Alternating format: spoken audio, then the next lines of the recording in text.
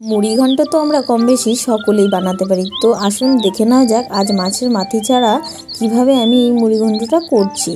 অবশ্যই ছোট দানার সুগন্ধি চাল দেবেন, যে কোনো চাল নিতে পারেন, সুগন্ধি হতে হবে। এটা ভিজিয়ে রেখেছিলাম কিছুক্ষণের জন্য। আর এদিকে কিন্তু টমেটো, কাঁচা লঙ্কা, আদা, রসুন সব কিছু কেটে নিয়েছি। আর এদিকে কিছু ছোট ছোট করে ডুমো করে রাখা আলুটাও কিন্তু প্রথমে তেলে ভেজে নিয়েছি। তারপর ওই তেলে ফোড়নে দিয়ে দিলাম কিছু পাঁচ ফোড়ন আর শুকনো লঙ্কা। ফোড়নটা একটু নাড়িয়ে চাড়িয়ে নিয়েই ওতে দিয়ে দেবো কিন্তু টমেটোটা। আগে মশলাটা কষিয়ে নেব। হ্যাঁ, যারা এখনও চ্যানেলটি সাবস্ক্রাইব করেননি তারা অবশ্যই চ্যানেলটা সাবস্ক্রাইব করে বেল নোটিফিকেশনটা অল করে আমার পাশে থাকবে। আমি গ্রামাঞ্চলে ভীষণ পূর্ণ রান্না দিয়ে থাকি। তো দেখতেই পাচ্ছেন টমেটোটা কষিয়ে নিয়ে ওখানে দিয়ে দিলাম কিন্তু আদা জিরে বাটা। তারপর সব কিছু মশলাগুলো কিন্তু দিয়ে দিচ্ছি। এখানে ধনে দিয়েছি। তারপর আরও কিছুক্ষণ সময় কষিয়ে নিচ্ছি।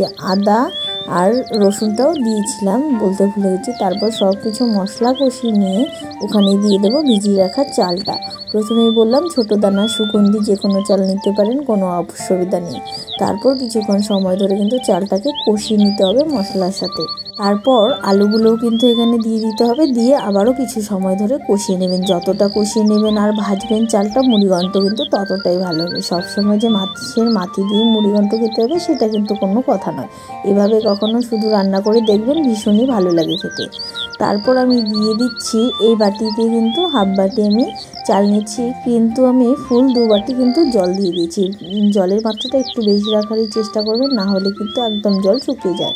তারপর ঝোল দিয়ে হালকা আঁচে জাল হওয়ার জন্য বসিয়ে দিয়েছি। দেখতেই পাচ্ছেন অনেকটাই প্রায় সেদ্ধ হয়ে এসছে। তখন সেই মুহূর্তে দিয়ে দেবো স্বাদ অনুসারে ঝোলের নুনটা কিন্তু অ্যাড করে দিলাম, দিয়ে কিছুক্ষণ সময় ধরে মিশিয়ে নিয়েছি। এখন তারপর চালটা যখন একদম ফুটে যাবে তখন দিয়ে দেবো কিছুটা চিনি। আগেই দেবেন না, তাহলে কিন্তু চাল সেদ্ধ হবে না। তারপর সবার শেষে দিয়ে দিলাম গরম মশলা আর ঘি।